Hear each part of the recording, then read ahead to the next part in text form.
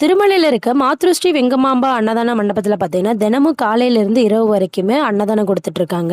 எங்களுக்கு தரிசனத்திற்கான நேரம் பாத்தீங்கன்னா சாயந்தரம் 6 மணி. நாங்க ஒரு 3 மணி போலதான் இந்த மண்டபத்துக்கு போனோம். சரியான கூட்டமா இருந்துச்சு. போவோமா வேண்டாமான்னு யோசிச்சுட்டே இருந்தோம். எப்படியும் தரிசனம் பாக்குறதுக்கு எப்படியுமே 5 மணி நேரத்துக்கு ஆயிரும். சரி கியூல நின்னுறலாம் அப்படின்னு சொல்லி நின்னுட்டோங்க. பாக்கதாங்க அவ்வளவு கிரௌடா இருந்துச்சு. ஆனா ஒரு காமன் நேரத்திலே மூவ் ஆகி போயாச்சு. எங்களுக்கு முன்னாடியே 3 ஹால் வந்து ஃபுல் ஆயிருச்சு. நாங்க 4வது ஹால்ல தாங்க சாப்பிட்டோம். இந்த மண்டபத்துல பாத்தீங்கன்னா ஒரே நேரத்துல 4000 பேர் கூட இருந்து சாப்பிடுற அளவுக்கு இடம் இருக்குது. மதிய சாப்பாடு என்னன்னு பாத்தீங்கன்னா சோறு, சாம்பார், தொட்டுக்கு வந்து துவையலும் முட்டைக்கோஸ் பொரியலும் கொடுத்தாங்க.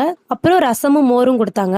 உண்மையாவே சாப்பாடு ரொம்ப நல்லா இருந்துச்சுங்க. நல்லா வயிறார சாப்பாடு தர்றாங்க. கூட்டமா இருக்குன்னு மட்டும் தயங்கி மட்டும் நிக்காதீங்க. எவ்வளவு கூட்டமா இருந்தாலும் வேகமா வந்து கியூ வந்து மூவ் ஆகி போயிருது. நான் சாப்பாடு டைமிங் சொல்றேன். காலையில 9 மணில இருந்து 11 மணி வரைக்கும், மதியம் வந்து 12 மணில இருந்து 3 வரைக்கும், இரவு வந்து 7 மணில இருந்து 10 மணி வரைக்கும். இதுவே சிறப்பு நாட்கள்னா நைட்டு 12 மணி வரைக்குமே உணவு கொடுக்கறாங்க.